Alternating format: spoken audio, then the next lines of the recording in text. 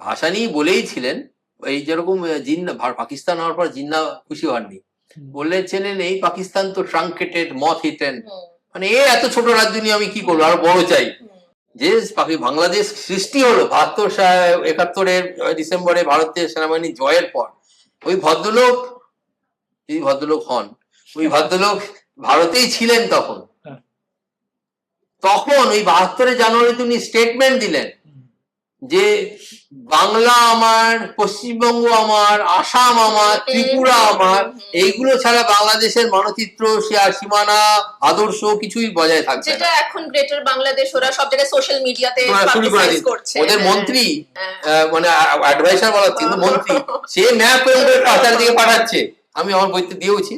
ওটা actually the forefather was Bhashani. এখন আমরা চিৎকার চেঁচামেচি করছি যে কি করে ক্লেম করতে পারে, কিন্তু এই জিনিসটা জানে না লোকে যে শুরুয়াতটা কোথা থেকে হয়েছে, শুরুটা ভাসানীর থেকে। এবং পশ্চিমবঙ্গের যে পার্টিটা রাজত্ব করেছে সিপিএম, তারা সেই ভাসানীকে সেলিব্রেট করছে। এর থেকে বেশি বাঙালিদের অবক্ষয়ের আর কি প্রমাণ হতে পারে?